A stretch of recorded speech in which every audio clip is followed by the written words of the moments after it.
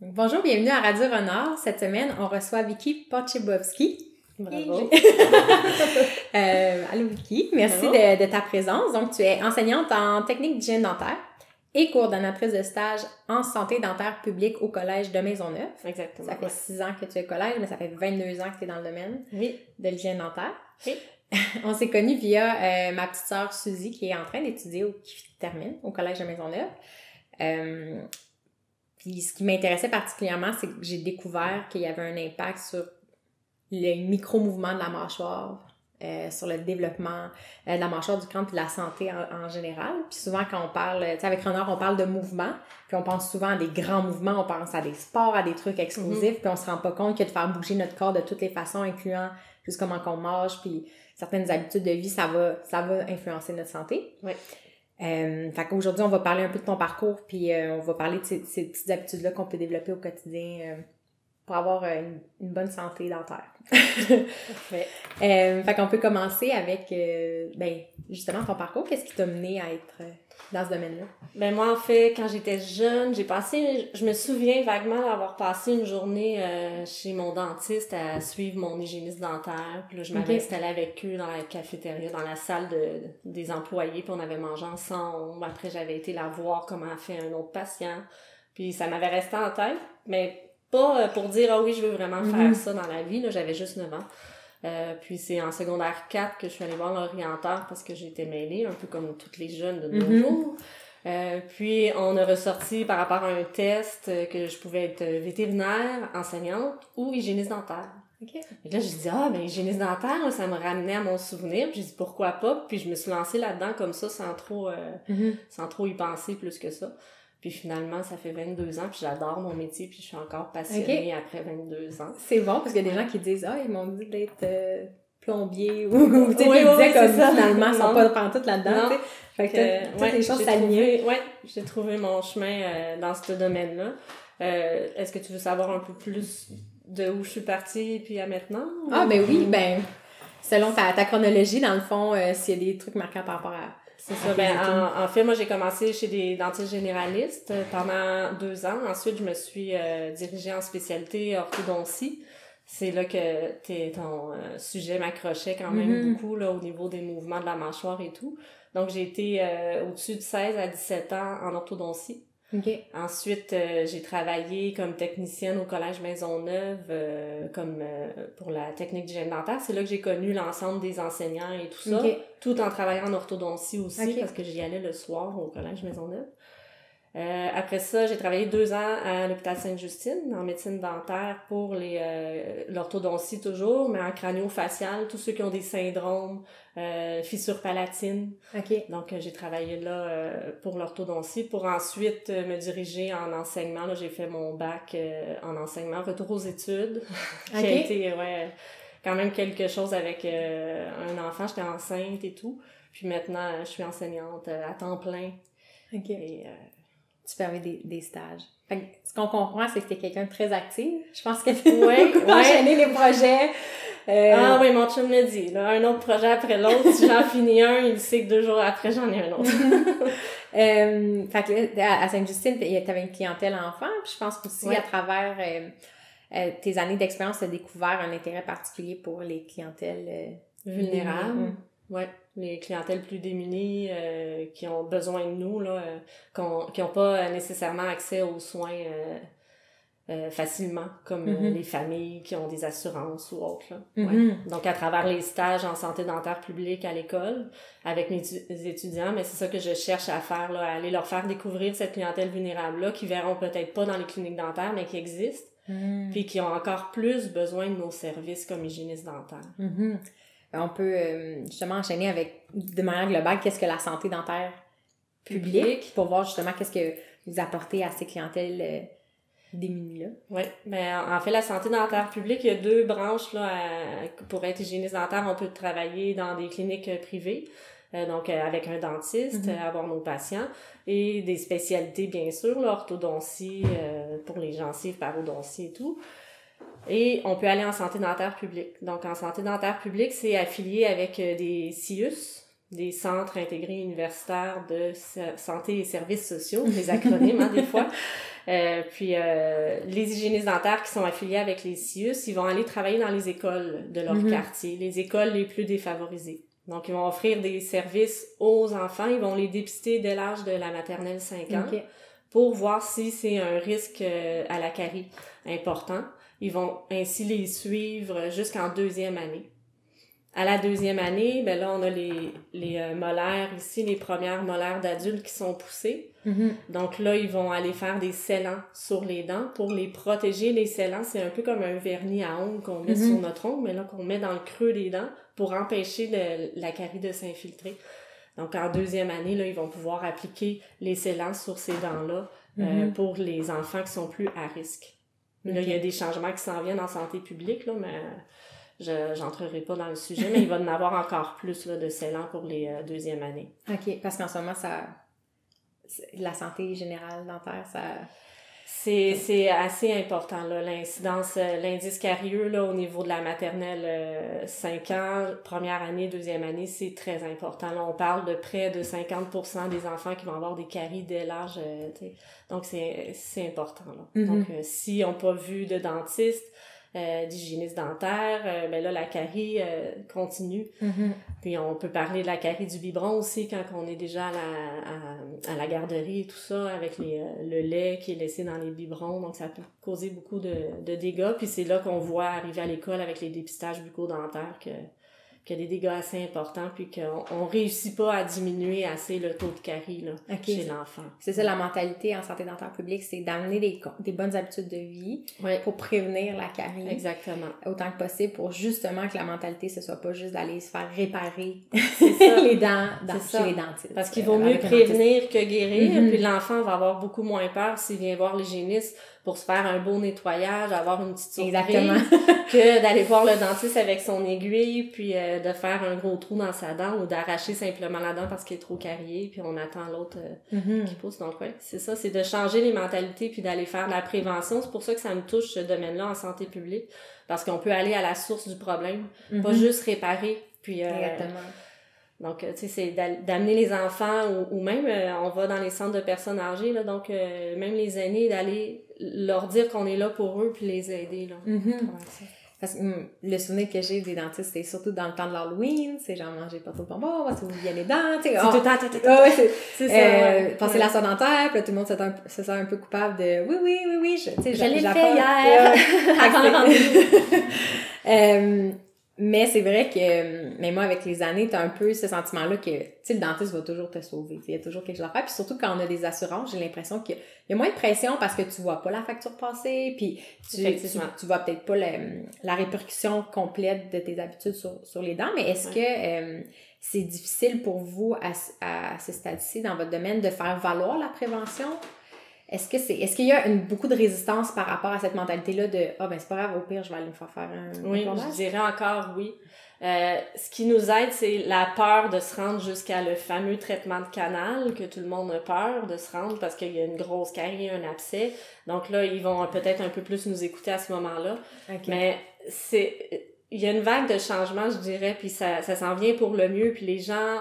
On essaie d'être plus présent aussi partout dans les médias, on se fait entendre, on va visiter les gens, puis on va, justement, avec le cours, on peut faire des ateliers pour les sensibiliser. Puis quand on va près d'eux, puis on parle directement avec un atelier santé bucco-dentaire, mais là, on va être capable d'aller les chercher sans la crainte, parce qu'on n'a pas les outils, on n'a pas la chaise, puis... Donc là, il va y avoir une ouverture, puis après, ils vont se dire « Mais oui, c'est vrai, pourquoi je le faisais pas avant? » Puis « OK, là, je vais essayer maintenant, tu sais. » Mais j'ai l'impression qu'il faudrait aller les revoir la semaine après aussi pour réenchérir, puis pour être sûr que ça se suit, là. Mais ça va être un combat encore pour plusieurs années, là. Ça, c'est sûr et certain. C'est comme une voiture, là. On va aller faire les changements d'huile comme il faut avec l'étiquette dans le pare-brise, là, mais pourquoi pas pour notre bouche aussi? Pourquoi on attend d'avoir la facture de 2000 $ pour se dire « Ah, j'aurais donc dû ».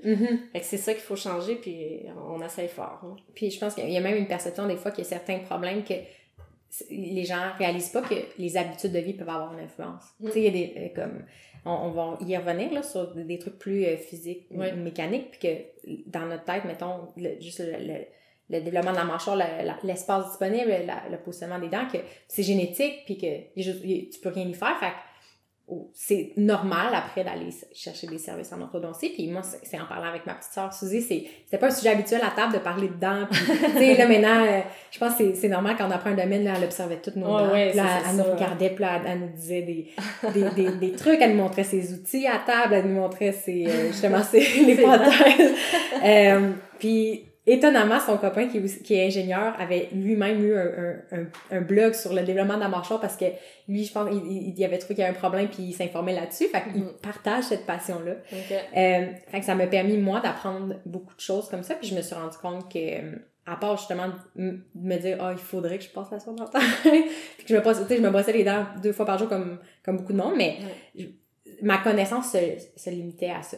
Puis j'ai jamais réfléchi à est-ce que ce que je mange va influencer ma santé. Puis, fait que on va pouvoir en parler. Fait que, c'est ça. Fait que la santé dentaire publique, super important. Il y a aussi un mouvement, c'est ça. Fait qu'il y a un mouvement assez favorable vers ça. Puis tu disais, il y a aussi un intérêt des gens de votre profession de gagner l'autonomie, la liberté. Ah oui, ça, effectivement, là. Ailleurs au Canada, les hygiénistes dentaires sont autonomes et même en Europe, là, quand je parle de la Suisse, ils sont capables d'ouvrir des cliniques d'hygiène dentaire sans avoir un dentiste.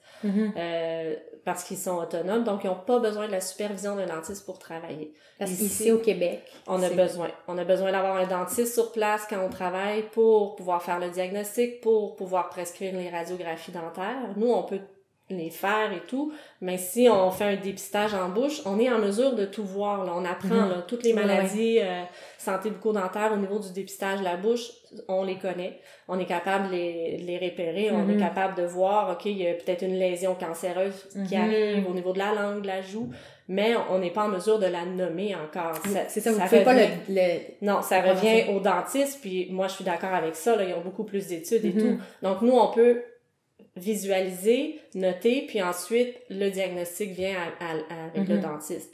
Ce qu'on cherche à avoir, c'est l'autonomie pour pouvoir faire des détartrages, des conseils d'hygiène et tout, avec nos patients. Simplement, si toi, tu veux venir, tu veux pas nécessairement avoir un examen bucco-dentaire, mais tu veux avoir un détartrage. Donc, tu pourrais venir me voir, OK? Puis, je te dis, peut-être, va voir un dentiste parce que peut-être qu'il y a un petit quelque chose à cet endroit-là. Donc là, je crois qu'on aurait plus une ouverture au niveau de la prévention, au lieu juste de curatif, là, c'est-à-dire tout réparer tout de suite. Puis, maintenant, l'Ordre des hygiénistes dentaires vient de nous annoncer, là, il y a quelques semaines, qu'ils vont ouvrir 42 postes en CHSLD, donc à travers les centres de santé et services sociaux, pour offrir un peu d'autonomie aux hygiénistes dentaires pour aller voir les aînés dans les résidences. Parce que ça, on le sait, c'est un grand besoin. Même pour les proches aidants, c'est très difficile de s'occuper. Il y a toute l'hygiène du corps, mais l'hygiène de la bouche est souvent délaissée parce qu'il manque de temps au niveau des préposés, puis je les blâme pas, ils travaillent tellement fort. Moi, j'ai été au lit de mon beau-père avec mon copain. Il y avait l'Alzheimer, puis il était en fin de vie, puis c'était quelque chose qui était délaissé. Puis moi, ça me touchait beaucoup, parce que on veut s'approcher, on veut lui faire des câlins, on veut lui parler dans le creux de l'oreille, mais là, au niveau de la bouche, ça sent mauvais, puis donc, c'est de valeur de garder cette idée-là en tête, puis la personne décède, là. Donc, moi, je voulais que ma belle-mère puisse être à l'aise avec son mari à côté, puis qu'il soit tout beau, puis tout propre. Donc, moi, je faisais les bains de bouche et tout. La préposée était super fine, donc elle a voulu que je lui montre et tout. Donc, c'était vraiment un beau moment, mais ils n'ont pas le temps. Tu sais, puis c'est ça. Donc, si nous, on arrive dans les centres de personnes âgées et tout, ben, on va pouvoir les aider avec ça. Parce que c'est ça, si vous avez besoin de la supervision d'un dentiste, ça rajoute un certain niveau de complexité ou faut une prescription, tu sais. Exact, c'est ça. Donc là, ce qu'on cherche à faire, c'est sûr que le dentiste va être sur place pour faire des prescriptions, dire, OK, tel patient. Donc là, on va pouvoir aller les voir, ces patients-là, puis faire le détartrage, aller un peu plus loin que seulement des conseils d'hygiène. Ah, c'est vraiment super.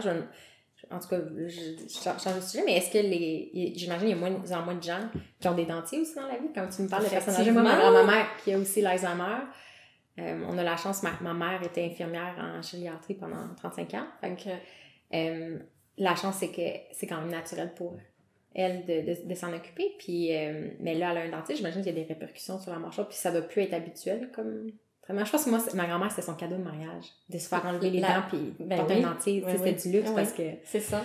Mais là, les mentalités doivent ça change parce que c'est pas parce qu'on vieillit qu'on perd nos dents. Tu sais, ça, faut enlever ça, c'est un mythe, là. Ça, c'est pas vrai. Si on a une bonne méthode de brossage, qu'il y a un bon détartrage en dessous de la gencive fait par une hygiéniste dentaire, mais là, on va être capable de garder nos dents. Parce que si le tartre s'accumule en dessous des gencives, puis entre les dents parce qu'on passe pas la soie, ben là, ça fait des répercussions de l'inflammation, puis ça fait diminuer l'os en dessous, qui est le support de notre dent, puis la dent commence à bouger, puis là, on les perd. Mais si on a une bonne méthode de brossage, puis qu'on est capable d'aller porter les poils de brosse à dents en dessous de la gencive, ben là, on est correct, on va les garder nos dents pour toute la vie. Donc, de plus en plus, les aînés qui vont arriver dans les résidences et tout, mais ils vont avoir leurs vraies dents, donc ils vont avoir besoin encore de traitement. Ceux qui ont des prothèses maintenant, mais ils doivent les enlever, les nettoyer, parce que s'ils les gardent tout le temps en bouche, il n'y a plus de stimulation au niveau de la circulation sanguine, il y a beaucoup de pression sur l'os, donc l'os, qu'est-ce qu'il fait? Il réagit, puis il s'atrophie. Donc là, le dentier tient moins bien, ça ballotte, puis il parle, puis ça sort de la bouche. Fait que tu sais, c'est tout ça, là, il y a beaucoup de choses, puis il y a des implants dentaires que les personnes là, adultes, maintenant, par... centaines, milliers de personnes qui ont des implants maintenant pour remplacer des dents manquantes. Mais là, plus tard, arrivé dans les résidences, s'ils n'ont plus de motricité, qui va s'occuper de leur implant? Les préposés, c'est trop d'ouvrage. Donc là, les hygiénistes dentaires, on est là. Ouais. On va être prêts. Ça va débloquer. Ben oui, non, mais c'est encourageant de voir que c'est pas encore parfait, mais ça sent... je pense que c'est de même dans beaucoup de domaines, l'intérêt pour la santé, l'environnement, on est dans une vague de changements où on s'y intéresse de plus en plus, on s'intéresse à dire c'est quoi une bonne vie, puis comment on peut outiller les gens, puis les aider pour qu'ils soient eux-mêmes autonomes. Tu sais, c'est de donner l'autonomie aux hygiénistes pour que les patients, appeler des patients? Les clients. Les clients, ouais. Les clients. Les clients, les dentistes peuvent appeler des patients. OK.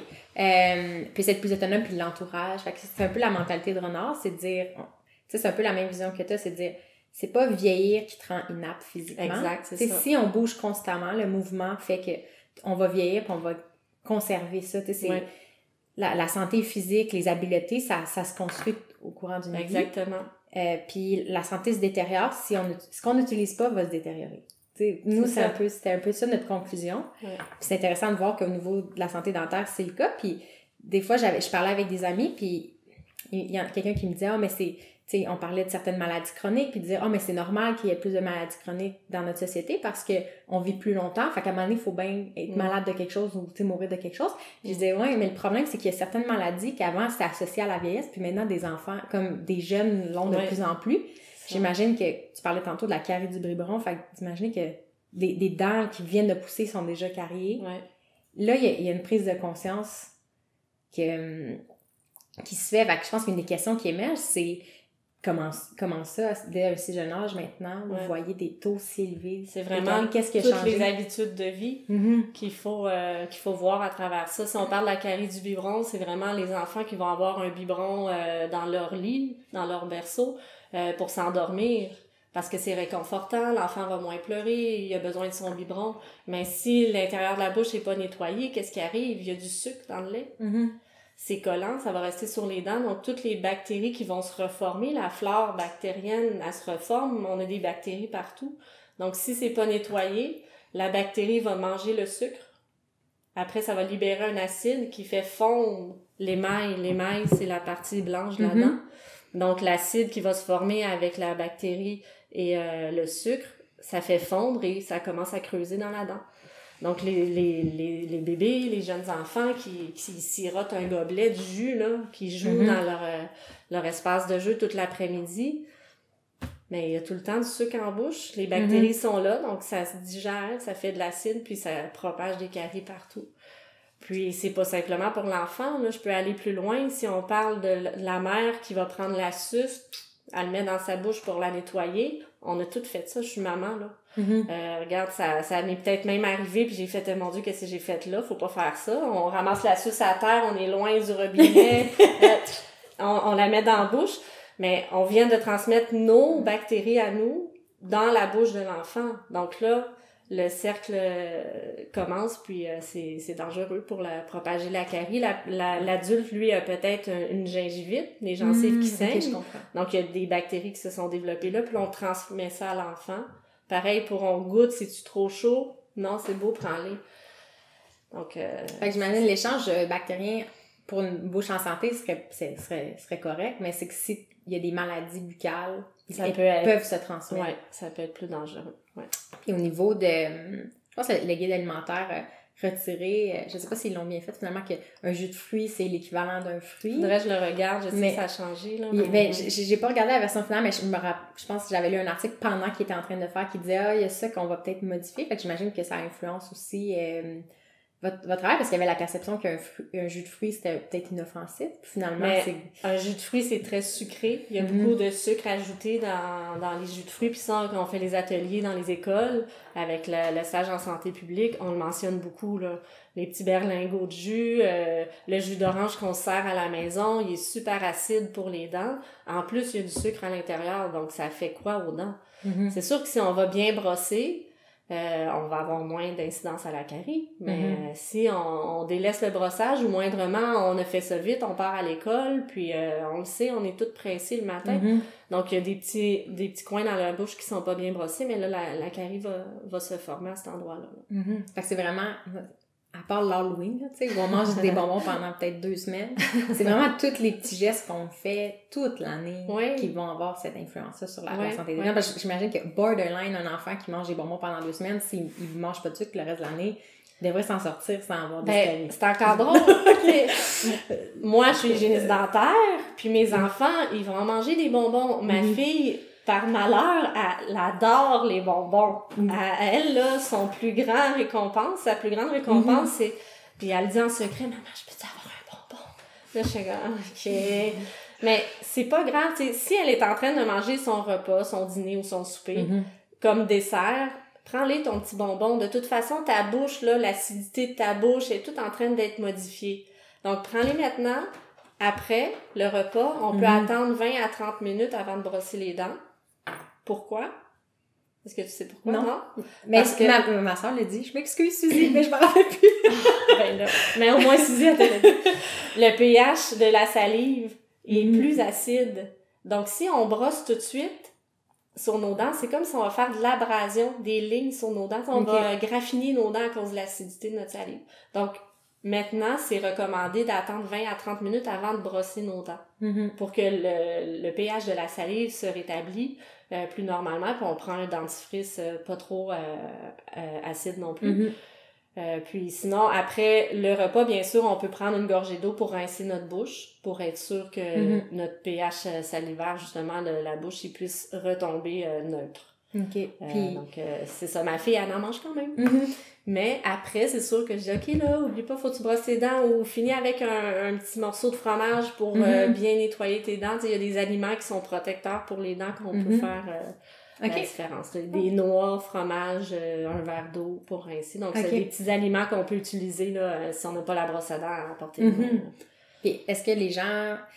dans les ateliers de prévention où tes étudiantes te posent la question de... Mais avant, je sais pas en quelle année la brosse à dents a été inventée, mais qu'est-ce que les gens... C'était quoi la santé dentaire de nos ancêtres? Puis qu'est-ce qui fait... Elle était meilleure qu'aujourd'hui. Pourquoi? Ça, j'ai lu des études aussi, puis dont un livre là, que j'ai sorti le nom, là, que j'ai donné à ton... À Vincent. À Vincent. Pardon, j'oubliais le nom. Excusez. Super intéressant. Puis c'est ça, nos ancêtres, ils pouvaient nettoyer leurs dents avec un cure-dent, un bout de bois, là, ils nettoyaient ça. C'est sûr que les gencives c'était peut-être pas des belles gencives toutes contour des dents, mais il y avait moins de caries. Pourquoi? Parce qu'il y avait pas d'aliments transformés. Il n'y avait pas d'ajout de sucre. C'était des sucres naturels qui se digèrent plus facilement, que les bactéries aiment moins manger. Donc, il y avait beaucoup moins de caries à ce moment-là. Mais maintenant, la nourriture qu'on mange, regardez dans toutes les boîtes qu'on achète, les conserves, partout, il y a du sucre ajouté. Tant de grammes de sucre, grammes de sucre, grammes de sucre. Donc, c'est de là qui découle toute l'incidence de la carie qui est plus élevée maintenant. Mais aussi l'hygiène bucco-dentaire qu'il faut faire la prévention, puis voir brosser comme il faut, avoir un dentifrice fluoré. Puis il y a plein de sujets, là. Je veux pas qu'on divague trop, mais Il y a beaucoup la mentalité aussi, plus de fluor. On veut pas de fluor. Il y a des études qui démontrent que c'est pas bon pour le corps et tout ça. Mais le fluor, c'est une barrière protectrice pour notre dent qui va empêcher la carie de se former. Donc, s'il y a plus de fluor, ben là, il faut trouver d'autres méthodes pour contrer ça. Il y a le xylitol qui vient sur le marché maintenant, qui est pas comme le fluor. Il va diminuer la charge bactérienne en bouche, mais il va pas faire une couche protectrice sur la dent. Donc ça, tu sais, faut bien s'informer, là. Je sais que de nos jours, il y a plein de nouveaux produits qui vont arriver sur le marché, puis c'est intéressant, là, donc faut faire attention à ça. Ouais, c'est... À chaque fois que j'ai une nouvelle pâte à neige, je prends une photo, je l'envoie à Suzy, elle me parle des études, mais c'est ça, aujourd'hui, on va pas aller dans le détail j'avais pas ce qu'envie d'aller chercher ma boîte à neige et te demander des conseils, mais je me disais, OK, on va pas... Tantôt. Après, on va faire ça. C'est ça, il y a des... on en parlait avant de commencer l'enregistrement, il y a certaines zones qui c'est controversé, il y a certaines habitudes, comme on parlait de la suce, ou j'imagine, comme tu disais, le fluor, pas de fluor, là, certaines... En tout cas, mais ce qui est... je pense qu'il n'y a pas trop de controverse, c'est que nos habitudes de vie ont changé puis ça a des répercussions sur la santé dentaire. Donc là, on a parlé du sucre, des caries. Ce que les gens en général connaissent, des fois on se rend pas compte à quel point notre alimentation va influencer ça puis qu'on peut jouer là-dessus. Mais ce qui m'a fasciné, c'est d'apprendre que la texture des aliments va avoir un impact sur le développement de la mâchoire. Ouais, qu'est-ce que ça change la nourriture transformée en ce moment sur... J'ai lu beaucoup d'études en étant en orthodontie plusieurs années. J'ai appris beaucoup aussi avec mon patron dans ce temps-là, puis avec les formations continues qu'on a dans le domaine. Puis on le voit, hein, au fil des années, la texture des aliments, elle a vraiment ramolli. On mangeait de la grosse viande dure à mastiquer, on stimulait notre mâchoire, notre os, notre circulation sanguine, des gros légumes, des légumes racines et tout qui venaient de la terre. Maintenant, c'est des produits transformés. On parlait tantôt là, des smoothies, Vitamine X, là, tu sais, ah oui, c'est bon, plein de vitamines, mais OK, qu'est-ce qui stimule notre articulation, notre mâchoire? Plus grand-chose, là. Toutes les pailles, je pense aux enfants, les compotes dans les sachets, ils vont siroter ça, puis c'est fini, là. Ils vont pas prendre une cuillère, fermer les lèvres, avaler avec la langue, ils vont pratiquement juste boire ça comme un jus, là. Donc, tout ça a des répercussions à long terme parce qu'on stimule pas notre mâchoire. Je pense même... aux tablettes, aux téléphones intelligents, puis que les ados, les jeunes, même les jeunes, maintenant, il y en a à 4-5 ans, ils ont ça dans les mains, là, assis dans les salles d'attente, au lieu de parler avec leurs parents, puis ils sont comme ça. Fait que là, qu'est-ce qui arrive ici? Notre mâchoire est prise, là. Il n'y a pas de stimulation, la bouche est entrouverte, la langue est où? En bas. C'est ça. Mais elle est supposée être en haut. Elle est supposée être à côté sur le palais. Ouais. Quand on est au repos, on devrait avoir les dents semi-fermées, sans serrer fort. Les lèvres fermées comme toi. Ça semble très bien dans ton cas. La langue au palais, normalement, quand on avale. Au repos, elle peut s'appuyer un peu sur les dents, mais il faut pas sentir une force. Parce que sinon, c'est sûr que si on sent une force constante sur les dents, ben là, on va avoir tendance à fermer les dents, mais qu'en avant, ça reste ouvert. Donc, je pense aux enfants qui vont parler beaucoup, un peu plus sur le bout de la langue, parce que la langue peut être un peu plus relâchée, elle a moins de tonus, il peut avoir d'autres problèmes, là, ceux qui ont des syndromes puis des langues plus grosses et tout, là. Mais tu sais, si on parle dans la normalité, je m'excuse, il faut vraiment que la langue puisse s'appuyer au palais quand on avale, les dents fermées, les lèvres scellées ensemble. Donc, c'est sûr que moi, quand je voyais mes patients sur la chaise puis la bouche souvent à moitié ouverte, comme ça. Donc, on leur donne des exercices. Si on voit que les dents ne ferment pas bien ensemble, mais c'est de faire le bruit du cheval. Fais le bruit du cheval, tu vas voir où va la langue. Donc, c'est là que la langue doit s'appuyer quand on avale. Donc, on leur fait des exercices comme ça. On peut leur donner un petit bâton de popsicle. Qui tiennent ils écoutent une émission, là, Netflix ou autre, ou un podcast. Pour éviter que l'enfant, quand il écoute la télé, ait la bouche à moitié. Donc, il retient le bâton comme ça, une trentaine de secondes, il relâche. Il y a plein d'exercices comme ça qu'on appelle des exercices myofonctionnels pour les mouvements de la bouche, les mouvements de la langue, pour s'habituer.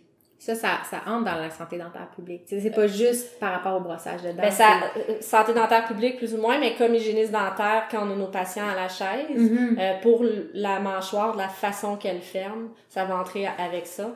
Okay. En orthophonie aussi, en lien. Souvent, quand on est en orthodontie, on va travailler conjointement avec les orthophonistes pour faire ces exercices-là, parce que les dents doivent être bien imbriquer l'une dans l'autre pour être capable de bien parler aussi. Donc, tout ça, c'est des mouvements qui vont ensemble. C'est ça, c'est pas juste de compenser quand on parle, mais c'est vraiment de favoriser un bon développement de la mâchoire pour que la prononciation soit naturellement plus facile.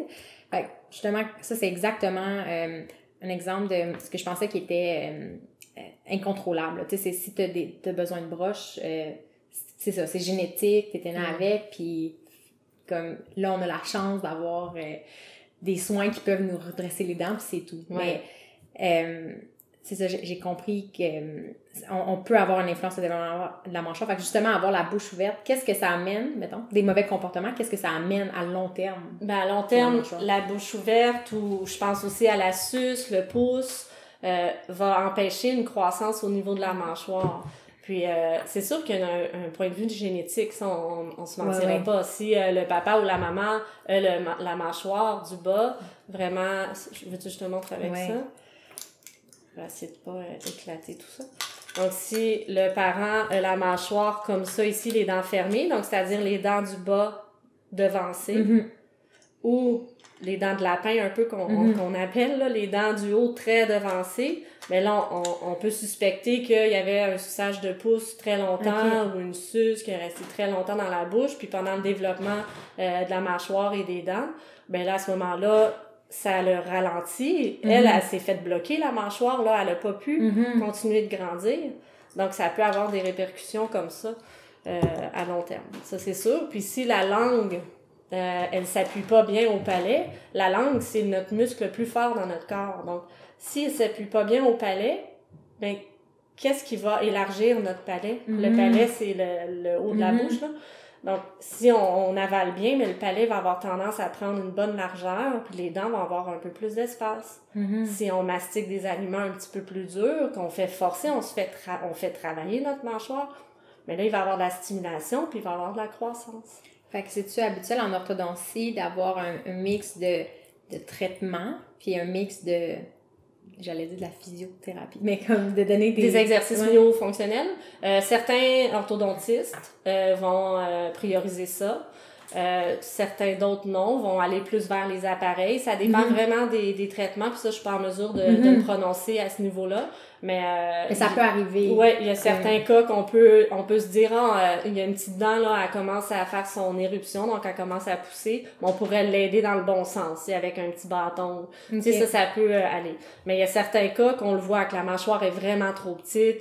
Au niveau génétique, c'est comme ça. Il y a eu le suçage de pouce. Donc là, on n'a pas le choix de mettre un appareil puis d'élargir la mâchoire parce qu'on veut, si on l'a pas dit, mais pour bien pour avoir une bonne mâchoire là, en bonne position, le haut doit être par-dessus le bas et non l'inverse. Donc les dents du haut doivent croquer par-dessus le bas et s'imbriquer une dans l'autre. Donc si on n'a pas cet espace-là en haut, ben c'est sûr que là, il faut aller élargir avec un appareil.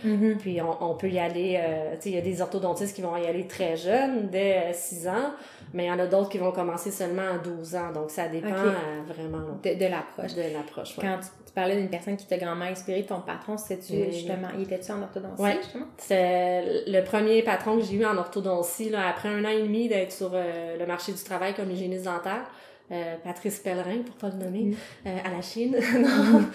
Vraiment, il m'a beaucoup inspiré pour la façon qu'il m'apprenait le métier. Moi, je connaissais rien en orthodontie là, dans le temps, parce que ça fait une couple d'années que j'ai étudié. Il n'y avait pas le cours d'orthodontie. Maintenant, on l'offre dans la technique d'hygiène dentaire, parce qu'il y en a de plus en plus dans les bureaux.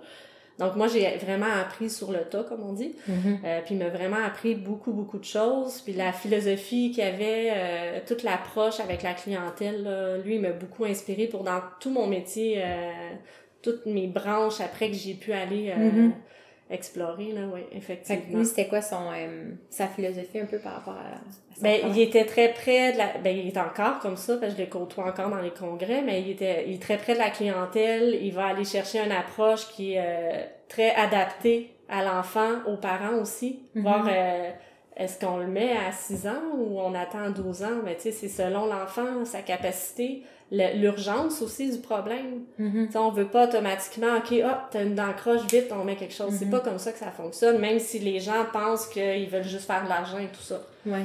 Mais ouais, j'aimais beaucoup son approche par rapport à ça. Là, puis, ouais. Puis est-ce qu'il y a d'autres personnes, parce que tu disais qu'il y avait plein de gens qui t'avaient inspiré? Dans mon... ça serait trop long, je pense. Y a-t-il un autre coup de cœur? Y a-t-il un autre soit un livre, un article que tu as lu qui a eu un déclic quand c'est...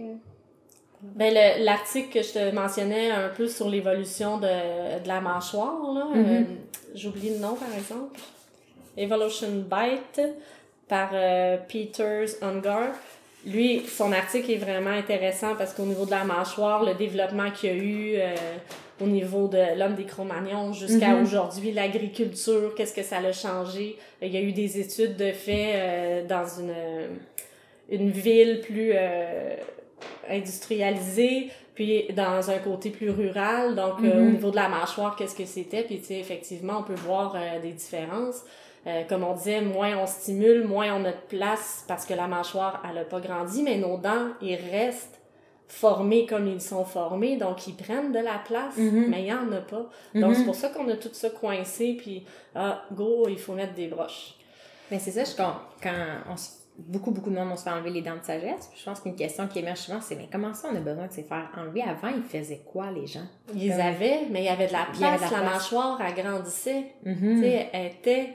tu sais, on allait revoir les photos là dans les plusieurs années, une centaine d'années, on voit des bonnes mâchoires, puis il y avait toutes leurs dents là. Tu sais, maintenant on a 28 dents, puis on a de la misère à avoir 32 dents avec les dents de sagesse parce que justement il y a plus de place. Puis même des fois il y a plus de bourgeons de dents de sagesse, il y en a qui en ont pas. Moi j'en avais juste une en bas. J'avais pas les 3 autres. Comme le corps sait qu'il n'y a pas de... Il s'adapte, le corps s'adapte avec le changement. Mais pas encore assez rapidement. Ben aussi avec les mauvaises habitudes, là, comme on parlait aussi, qui va stopper arrêter la croissance aussi. Là. Est-ce qu'il y a des pays, je sais pas si vous voyez à l'école, mais est-ce qu'il y a des populations dans le monde qui sont reconnues pour avoir de manière globale une meilleure santé dentaire? Je pourrais pas te sortir des chiffres, des statistiques, puis quel pays exactement, mais si on pense à tous les pays qui sont les moins industrialisés, ils ont moins accès aux soins. Donc ça, effectivement, il y a plus de caries, de dents absentes qui ont dû enlever par problème aussi. Donc, ils n'ont pas accès aux soins. Si ça leur prend 2 heures se rendre à une clinique dentaire à pied, ben quand ils vont y aller, ils vont faire enlever 3-4 dents parce qu'ils ont eu mal. Ils vont pas juste aller faire réparer. Donc oui, il y a des pays vraiment défavorisés puis que ça va causer ça. Puis on parle loin, mais même à Montréal, nous, dans le cours de santé dentaire publique, on fait des recherches sur la clientèle autour du collège. Puis c'est pour ça qu'on va cibler les clientèles vulnérables. Puis on le voit, les statistiques, les familles monoparentales, donc moins de sous, moins accessible au niveau des soins dentaires, moins de temps accordé aussi aux enfants. Parce que juste être un papa seul ou une maman seule avec ses enfants, c'est sûr qu'on va passer moins de temps dans la salle de bain, puis c'est pas un reproche non plus, là. Donc, on peut aller loin dans le monde, en Inde, au Maroc, en Afrique, mais ça se passe ici aussi, à cause de l'accès aux soins. Puis, à l'inverse, est-ce qu'il y a des populations qui ont une meilleure santé dentaire? Oui, à cause des assurances. OK. Les assurances, ou si je pense aux pays qui vont manger beaucoup plus naturel, moins de sucre, donc là, on peut penser à une meilleure qualité aussi au niveau de santé bucco-dentaire. OK. Puis ici, je sais pas si c'était au courant, mais les soins dentaires sont couverts pour les enfants en bas de 10 ans. Non, je savais pas. J'ai été appris quelque chose. Donc, les parents, il y en a qui le savent, il y en a d'autres qui le savent pas. Donc là, encore là, avec les stages, on peut aller les informer avec les ateliers bucco-dentaires. Mais en bas de 10 ans, les soins curatifs, donc ça, c'est des réparations. Examen par le dentiste, faire un plombage qu'on appelle, enlever une dent, tu sais, donc réparer quelque chose. Mais tout ce qui est prévention, c'est pas couvert. Fait que j'imagine que c'est un de tes combats. Oui, ça c'est d'amener triste. ça. Ouais. Donc, j'aimerais ça qu'un jour, on pense à pouvoir avoir la peine de couvrir, d'avoir le courage de couvrir ça. Ça coûte des frais énormes. Mais est-ce que ces frais-là pourraient diminuer les frais de réparation? Oui. On va à la source, on va prévenir au lieu de réparer puis de guérir. C'est ça qui est difficile des fois dans la perspective à long terme. De dire, à long terme, c'est sûr que ça va être favorable pour l'État parce qu'il va y avoir moins de grosses problématiques de santé. Mais c'est difficile de faire voir cette vision-là à long terme, puis dès maintenant d'investir là, ça, au bout de la ligne. C'est fâchant de voir ça, que c'est difficile de voir l'approche la plus bénéfique pour les gens, puis pour le gouvernement aussi. Mais tu sais, je peux pas... on est plusieurs hygiénistes qui pensent de cette façon-là, puis c'est un combat réel là, qu'on a. Donc, parce que pour l'instant, tout le volet prévention, c'est assuré davantage par le gouvernement? C'est souvent C'est vraiment des assurances privées que les parents vont avoir. Donc là, ils peuvent couvrir un nettoyage par année, ou des fois, c'est aux 9 mois. OK, c'est ça, parce que le service de nettoyage est considéré dans la prévention. Oui. Donc, nettoyage... Moi, je pensais beaucoup à la sensibilisation, l'aspect... Non, le nettoyage dentaire, le détartrage, c'est pas couvert pour l'enfant. Les conseils d'hygiène, c'est pas couvert. Le fluor, c'est pas couvert. Quand on fait une application de fluor, là, une fois par année, c'est pas couvert. Donc, c'est ça. C'est vraiment les scellants, c'est pas couvert. Puis c'est préventif. Parce qu'on va pas creuser dans la dent pour enlever une carie. Là, on veut prévenir avant qu'elle arrive. Mais c'est ça. Fait que l'aspect sensibilisation, ça vient... C'est juste des programmes gouvernementaux, dans le fond. C'est le gouvernement qui investit. Quand tu parles de tournée d'école ou de dans le fond, ça, c'est... Les tournées dans les écoles, mais c'est vraiment les hygiénistes dentaires qui sont affiliés au CIUS, qui vont pouvoir aller faire de la prévention. Mais là, ils ont tellement pas de temps pour ça, qu'ils vont aller vraiment faire les suivis, aller faire des dépistages et des suivis, ceux qui sont plus à risque de carie. Puis nous, avec les stages en santé dentaire publique, on est capable d'aller faire des interventions de groupe dans les classes. Donc là, on va faire des jeux avec eux pour leur expliquer c'est quoi, comment que ça se forme une carie, pourquoi c'est important de brosser, comment on brosse. Donc là, on fait ça conjointement avec eux. Ma petite sœur, justement, elle avait sa classe, puis elle a développé un petit pamphlet. Pour les parents de jeunes enfants. Exactement, parce que vous avez des cours adaptés à chaque clientèle, je pense. Puis... Oui, les étudiants, ils doivent choisir une clientèle cible qui les accroche le plus. Donc, on a autant le maternel, CPE, première à 6e année, secondaire, les aînés, personnes en déficience intellectuelle, trisomie 21. Puis, il y avait justement, Suzy, elle a pris les parents de jeunes enfants. Donc, ça aussi, il faut aller les informer. Dès l'âge de bébé, quand il va naître, le bébé, il y a des soins à apporter. Donc, Fait que c'est de réaliser, en fait, le travail d'hygiène dentaire. Tu sais, il y a l'aspect technique, on n'est pas rentré en détail là-dedans, mais ce qui est fascinant, c'est qu'une santé optimale, ça passe par la sensibilisation, ce qui vous amène, vous, à développer des bonnes aptitudes de communication. Puis de dire le même message, justement, dans les cours que vous faites, c'est comment est-ce qu'on le communique à différentes clientèles pour que ce soit perçu. Fait que le pamphlet pour les parents va être différent, puis ça va des fois être accompagné d'outils ludiques pour l'enfant, pour l'intéresser, puis ça sera pas le même... les mêmes outils que si tu vas voir une clientèle itinérante. Exactement, c'est ça. Puis quand tu es en contact avec ces différentes clientèles-là, puis on peut rester autour de la famille, est-ce qu'il y a des questions fréquentes ou des inquiétudes qui reviennent? Y a-t-il des questions assez classiques que les gens vont te demander quand tu... Pour leurs enfants, tu veux dire? Oui. Ben souvent là, c'est la question mais là une dent qui pousse mais là elle est pas tombée, là faut que je l'arrache, qu'est-ce que je fais? C'est souvent ça. Voulez-vous la réponse? Ben pourquoi pas? Il n'y a pas de réponse optimale là, ça dépend vraiment du patient, faut voir en bouche. Mais ce qui est important de savoir, c'est que les dents de bébé, c'est important. Pourquoi? Parce que ça garde la place pour les dents d'adultes. Donc, si les dents sont cariées puis ils tombent trop vite ou on se dit c'est pas grave, c'est une dent de bébé, c'est souvent ça aussi que j'entends. C'est pas grave, on la traitera pas, c'est une dent de bébé, on va pas perdre de l'argent là-dedans, on va l'arracher. Mais non, parce que là, les autres dents à côté... Ils vont prendre s'il y a de la place, ils vont la prendre. C'est ça, ils vont se tasser, ils vont vouloir la prendre, puis qu'est-ce qui arrive au bourgeon qui est en dessous? Il pourra plus sortir, il y aura plus de place. Donc là, qu'est-ce qui va arriver plus tard? Des broches. Donc, tu sais, il faut faire attention, c'est pas nécessairement ça qui va arriver, mais il faut prévenir. Donc, c'est souvent la question, là, au niveau des dents, est-ce que je l'arrache et tout? Mais ça, faut attendre qu'elle tombe par elle-même. S'il y a déjà une dent d'adulte qui pousse à l'extérieur ou à l'intérieur parce que l'autre tombe pas, mais là, on peut aller voir le dentiste puis on peut l'enlever justement pour faire le bon chemin à la dent là, tout de suite. On a tout ce souvenir-là du petit fil qu'on avec sa dent puis d'avoir hâte que la fée des dents passe. Est-ce qu'il y a beaucoup de questions? Ben, en tout cas, moi, on dirait, j'ai pas d'enfant, mais j'aurais des questions sur sus, pas sus. Y a-t-il des types de biberons? Y a-t-il des types de verres qui font une différence sur le développement de la mâchoire? Oui, c'est un sujet encore là qui va être controversé si on pense à l'allaitement. Mais si on pense juste, tu sais que il y a l'allaitement, mais il y a aussi un enfant qui va boire au gobelet, au biberon ou autre. Le biberon, on essaye de l'arrêter quand même assez tôt là. Il faut pas le garder très longtemps. Tu sais, des fois, on entend jusqu'à 1 an et demi, 2 ans, on a le biberon. Ah, mon enfant, il a vraiment besoin du biberon le soir pour s'endormir, sinon il s'endort pas. Mais c'est vrai parce qu'il a été habitué dans cette lignée-là. Mais si on est capable de l'arrêter avant, vers 9 mois, 1 an, tu sais, parce qu'il va commencer à avoir ses dents, là. Dès l'âge de 6 mois, un enfant va commencer à avoir les petites incisives en avant. Ça peut aller à 6 mois ou à 1 an, comme je pense à ma fille et mon garçon, ils ont eu juste à 1 an en avant. Mais tu sais, aussitôt qu'il arrive des petites dents en bouche, c'est préférable d'arrêter la suce ou le biberon. C'est pas très, très grave si elle continue jusqu'à 3 ans, la suce. Mais après ça, il faut penser à l'enlever parce que l'enfant, lui, il se met à parler. Donc, on voit souvent des enfants là, qui vont avoir la suce, qui gigotent pendant qu'ils essaient de parler. Donc, qu'est-ce que vous pensez qui arrive avec la prononciation, le placement de la langue, la position qu'on parlait tantôt?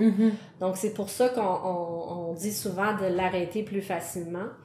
Le pouce ou la suce, c'est sûr que le pouce, il est toujours là, très difficile à arrêter. Ça peut durer longtemps. Aussitôt que l'enfant va sentir un inconfort, un stress, un changement de garderie, la rentrée à l'école, maternelle 4 ans ou 5 ans, des nouveaux amis, une séparation, le pouce revient parce que c'est le réconfort qui se souvient depuis qu'il est bébé. Donc là, il est là, c'est dur à enlever. Donc ça, c'est il y a des hygiénistes dentaires qui vont pouvoir vous donner des conseils pour l'arrêter s'il y en a que c'est le cas. Parce que dans le fond, c'est que le pouce va se placer entre les deux rangées de dents. C'est ça. C'est que ça exerce une pression sur les dents du haut, puis ça fait avancer les dents, là, non? C'est ça fait avancer, oui. Ces dents-là vont avoir tendance les palettes, à s'avancer un peu. Puis le bas va être bloqué dans sa croissance. OK. Donc, ça peut avoir deux c'est vraiment ça a l'air anodin, mais de le faire jour après jour, après jour, après jour, surtout c'est ça. pendant que la mâchoire se développe, puis que ça que les dents poussent, la mâchoire se positionne, mais là, on l'habitue avec cet objet-là en bouche. C'est sûr que la suce, à court terme, ça va être plus facile à enlever parce qu'à un moment donné, ben on la coupe. On la coupe, puis là, l'enfant, il a plus de plaisir à la téter, donc là, j'en veux plus. Ou sinon, ben c'est très facile de dire, c'est Noël, les lutins vont venir chercher la suce, on va la mettre sous le sapin. Quand Père Noël va venir porter le cadeau, ben il va prendre la suce pour aller les porter aux autres bébés. Donc là, ça fonctionne bien. Puis ça, vous avez plein de petits trucs pour c'est ça. amener une certaine transition pour pas que ce soit... Puis même ça, ce truc-là, c'est mon chum qui le fait à la maison. Moi, je suis hygiéniste dentaire, puis j'ai même pas réussi à le faire moi-même. C'est mon chum qui l'a dit, on l'a envoyé au Père Noël. Ah, OK, c'est l'enfant était heureux. Ouais, ma fille, tu sais, mon gars, il a pas eu besoin de suce, là, ça a été différent. Mais, tu sais, ça se fait comme ça. Puis il y a d'autres trucs, là, il y a plein d'autres trucs, là, la fée des dents. C'est quoi la répercussion de la suce sur la mâchoire? La même chose que le pouce. Tu sais, je pense beaucoup plus au niveau de la prononciation, d'être capable de parler. Ça va beaucoup déranger. Aussi, l'apport en bactéries, parce que la suce, des fois, va tomber à terre. Tu sais, ça se tripote dans les mains, puis ça se remet dans la bouche. Donc ça, encore plus un échange de bactéries là, qui peut être mauvaise en bouche. Puis est-ce que il y a des biberons, des suces ou des objets qui sont reconnus comme étant, tu sais, juste dans leur design, qui sont meilleurs que d'autres? Ben, si on va voir en pharmacie, là, on pense qu'il y en a plein de meilleurs que d'autres, là, parce que c'est même mélangeant pour nous quand on arrive avec ça. J'en ai même apporté une. Ah, ben oui. On peut la sortir. Je pense que oui, là, que je l'avais apportée. Mais c'est ça, il y a des tétines. Ce qu'il faut se rappeler, là, la suce, en fait, ça doit vraiment ressembler le plus possible au mamelon de la maman. OK. Tiens, je savais que je l'avais apporté. Donc, Fait que ça, c'est un exemple Un exemple de bonne bien. suce, OK. mais c'est adapté à l'âge de l'enfant. Donc, si on regarde la tétine, parce que le mamelon, quand il rentre dans la bouche du bébé, il va être écrasé comme ça. Puis il va aller s'appuyer au palais. Donc, il va aider la croissance du palais à ce moment-là. Si on a une tétine qui est plus allongée et ronde, ben là, c'est pas représentatif du vrai mamelon de la sensation. Ouais, qui est normalement en bouche. Sauf qu'encore là, c'est controversé. Il y a des dentistes ou des médecins qui vont prôner la tétine plus allongée et arrondie. Je pense juste à l'hôpital, quand j'ai accouché de mon dernier qui a 2 ans, ils donnaient des suces vertes, là, tu sais, qu'on voit partout, tous les bébés ont ça maintenant. Mais tu sais, pour moi, c'est pas une bonne suce. Mais pour le médecin, oui. Donc, tu sais, c'est... Puis il y en a, j'imagine, qui disent de même pas en avoir de suce. Ça se peut-tu? C'est ça. Normalement, là, on devrait même pas mettre une suce avant 1 mois pour être sûr que l'allaitement commence à bien se faire, que la lactation se produit efficacement. Mais si la maman, elle veut pas allaiter, ben là, c'est sûr qu'on va peut-être avoir besoin plus vite de la suce. Moi, je suis hygiéniste dentaire. Mes 2 enfants, après 1 semaine, ils ont eu une suce dans la bouche. Tu sais, qu'est-ce qu'il y avait... C'est très difficile. Ouais, je comprends. Parce que c'est ça qu'on disait, c'est qu'il n'y a pas juste une répercussion physiologique. C'est le fait, des fois, d'allaiter ou d'offrir le biberon, c'est que ça a des répercussions sur ce que la mère peut faire. Tu sais, si le biberon est donné... La liberté. C'est ça offre une liberté. Puis c'est là qu'il y a une certaine complexité aussi dans cette décision-là. Puis que des fois, on pourrait ne pas s'imaginer, genre, être allé... Comme on dit, il y a un retour au naturel... l'allaitement, il y a une grosse valorisation de l'allaitement sur les médias sociaux. Je vois de plus en plus des campagnes pro-allaitement. Les amis des bébés, dans les hôpitaux, il y a beaucoup de ce programme-là, les amis des bébés. Donc, c'est-à-dire que c'est vraiment allaitement pur et simple, pas de suce, pas de biberon. OK. Ouais, ah oui, OK. Fait que c'est pour l'aspect nutritif, l'aspect physiologique aussi. Puis je suis d'accord avec ça, absolument, parce que ça va développer beaucoup mieux la mâchoire. Parce que si on pense à un biberon, il y a un petit trou. Puis c'est sûr que il faut savoir que les biberons, il y a des comment on appelle ça, des débits. Donc débits faibles, moyens, rapides. Donc ça, c'est-à-dire que le trou va être plus petit, plus gros. Donc quand l'enfant va faire la succion, ça va couler goutte à goutte ou plus vite. Donc tu sais, si on y va vite, on prend un biberon, puis c'est moyen ou rapide, mais il commence à boire, ben l'enfant aura jamais le réflexe de la déglutition comme avaler. De porter la langue et tout, parce qu'il y a juste à faire... L'effort est pas le même. Tu sais, ça... Faut pas se sortir. C'est ça, là, tu sais, puis après, il y a un bon rot, puis peut-être un petit vomi qui va sortir, là. Mais avec la maman qui allaite, ça se passera pas, parce que c'est naturel. Tu sais, il doit forcer, il doit... faire l'activation au niveau de la succion pour que le lait puisse sortir puis ça stimule la lactation. Donc oui, c'est très très favorable. Puis il y a des mamans puis les amis des bébés aussi vont aller à dire que on peut allaiter jusqu'à 3, 4, 5 ans. Moi, j'ai travaillé à l'hôpital Sainte-Justine en médecine dentaire, puis il y avait beaucoup d'enfants là, dans la salle d'attente qui sont assis, puis tout d'un coup, il y a 4 ans, puis ils lèvent le chandail de leur maman, puis ils veulent allaiter, puis tu sais, c'est correct, c'est chaque personne doit s'écouter, tu sais, en tant que personne, mais l'important, c'est de savoir que oui, l'allaitement va favoriser une meilleure croissance, mais il faut pas se sentir coupable non plus si, moindrement, on a eu une césarienne, on n'a pas pu allaiter ou on a des problèmes autres, ben c'est pas grave, là, l'enfant va quand même grandir, mais si on lui donne des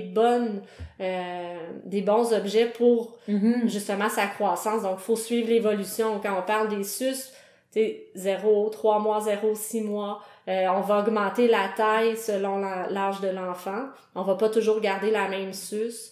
Tu sais, faut aller vraiment plus vérifier tout ça. Mais il y a beaucoup de marketing, si on revient à ça, là, il y a beaucoup de publicité, puis la meilleure, ça va être celle que votre enfant va pouvoir supporter dans la bouche ou qu'il va avoir envie de téter. Donc, faut pas se casser la tête non plus parce que c'est juste un objet de réconfort. Là.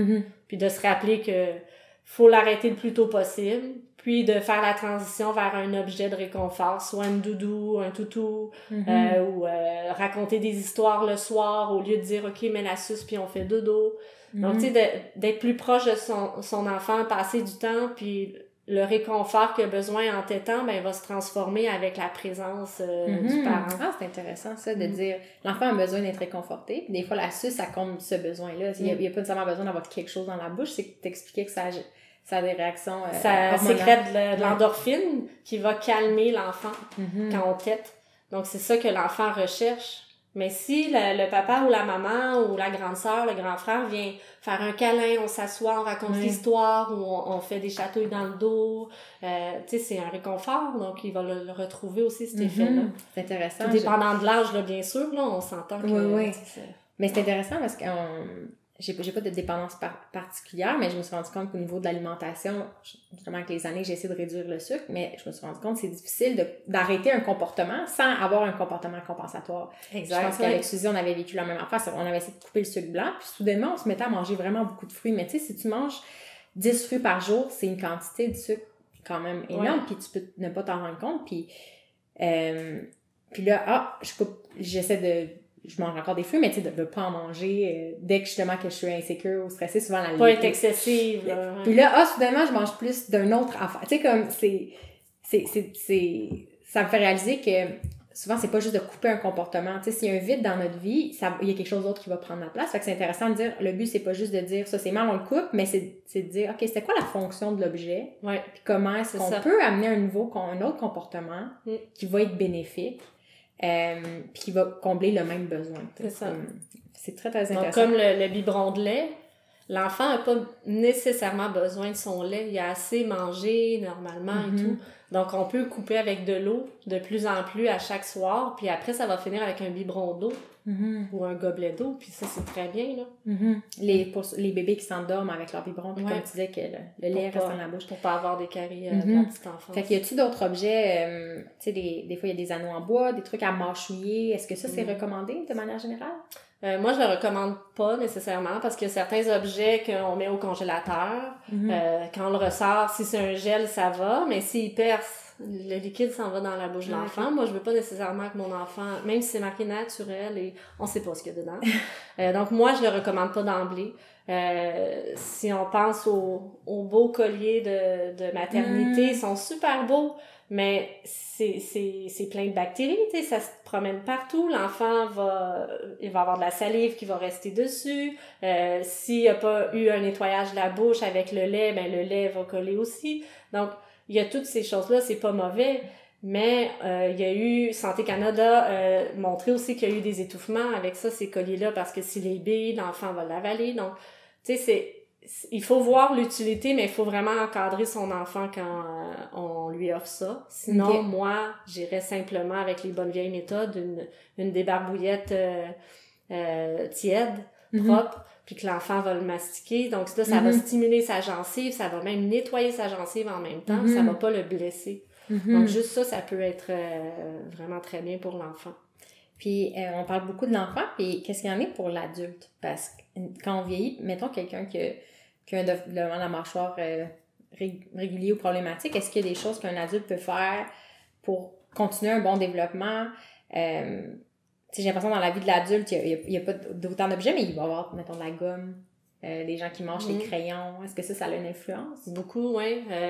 Des crayons, ceux qui mangent des gros légumes crus tout le temps du même côté, là. Ah, OK. Tu sais, qui vont craquer, puis à un moment donné, ils disent « Ah, j'ai mal à la mâchoire souvent. » Mais là, on leur suggère diminuer peut-être couper-les en julienne, puis comme ça va être moins difficile pour votre mâchoire. Donc, changer de côté. Changer de côté, oui. Des fois, on a l'habitude, là, vous pourrez penser à ça dans les prochains jours, mais quand vous mangez, souvent, vous allez manger du même côté. Puis donc, vous voyez que ça peut créer un déséquilibre. Ben, quand on prend des radiographies panoramiques, mais là, on peut voir au niveau de la mâchoire, ici, le petit joint ici, mais là, on peut voir l'usure selon l'âge, là, puis s'il y a des problèmes ou non. Donc, ouais, ça peut affecter, là, je pense au crayon aussi, là, encore là, on peut se blesser dans la bouche, on peut casser des dents. Ça peut pas arriver nécessairement avec le crayon. On est en train de le faire, mais à un moment donné, on va manger une soupe, puis j'ai un bout de dent qui a cassé avec ma soupe. Ouais. Non? Tu sais, c'est ce qui était avant, là. Qu'est-ce que vous aviez comme habitude? J'avais un patient, là, ça fait des années, mais il utilisait toujours un cure-dent. Tout le temps à la même place. Mais il s'est créé un trou de cure-dent. Ah, ouais. Entre les deux dents. Mais il l'utilisait pour le récurer ou juste parce qu'il gardait? Habitude, là. Une habitude. Il se curait les dents un peu, mais tu sais, il finissait toujours à la même place par habitude, puis en jasant. Puis ça a fait un trou. OK. J'ai fait, voyons, c'est pas une carie. C'est la dent qui était usée. Oui, la dent était Carrément. usée par son habitude. Ouais. Ah. Fait que de manière générale, est-ce que la gomme, la gomme, c'est-tu controversé?